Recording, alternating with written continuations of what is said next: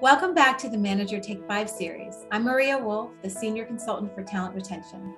During this segment, we'll take 5 minutes to talk about the importance of retaining talented employees and what you as a manager can do to proactively address challenges you may be experiencing in this area. We know people are leaving Cornell, and the top 3 reasons include lack of advancement opportunities, dissatisfaction with their salary, and not receiving enough recognition for the work they do. The goal of this video is to provide you with some helpful tips and tools that you can leverage right away.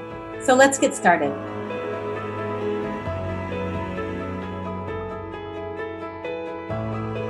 Today, I have the pleasure of speaking with Dustin Cutler. Dustin, welcome, and thanks so much for being here. Yeah, it's my absolute pleasure and an honor to be here. So thank you for the invite. So the reality is people are leaving jobs. They're leaving jobs everywhere, and hiring managers are having a really hard time filling vacant positions. How has this dynamic impacted your organization? We have hired over 110 new frontline associates here at Cornell Dining. And that is a massive effort, a very strategic approach, and leveraging the partnerships within our HR partners and student and campus life. So what do you focus on when it comes to being proactive about retention? And what role does career development play? We got away from talking a lot about compensation. Compensation is very, very important. We were explaining really the why and the benefit of being a Cornell employee, in particular a Cornell Dining employee. And it's yielded us some great success with recruiting, as well as allowing people to grow within the organization. So for 2 years, we're really focused on how to continue to nourish our team, provide them with the training that they needed and the tools to make them successful for the future. And that has yielded some outstanding results. Let's talk about recognition. It's so important for people to feel valued and appreciated for the work we all do. So how do you recognize people in Cornell Dining? Recognition is so key. A couple of years ago, my organization started a program called the Big Red Apple. And some of you may have seen that around campus as you go into our locations. There's a really big tree and individuals recognize one another. And that's really been a core value of our organization and the key to our success of letting people know, hey, listen, we care about you. We care about your impact. We care about your career. Over, I think, 10,000 recognitions have happened over the past 5 years. So we're very proud about that. And it's yielded some great results.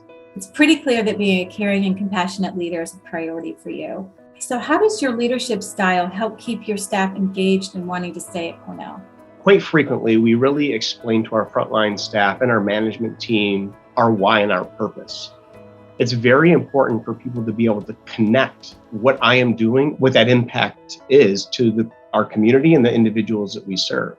And it's very important to simplify that agenda. Like our purpose statement is nourishing the future.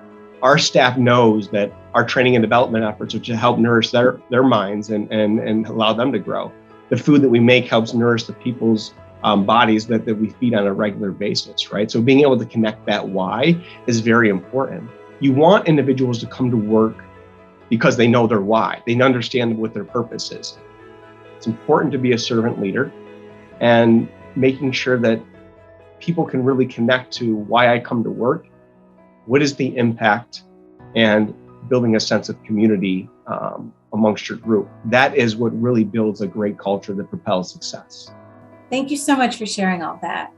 As we come to the end of our conversation, would you mind just sharing 2 to 3 tips managers can leverage right away?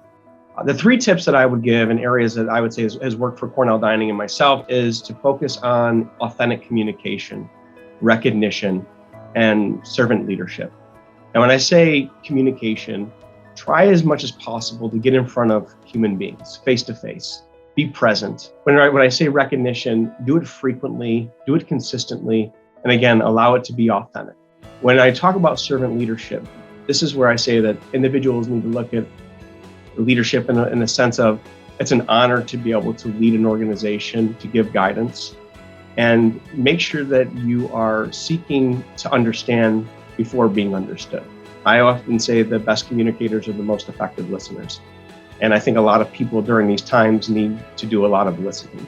Dustin, I really enjoyed talking with you. Thank you so much for sharing your thoughts and ideas today.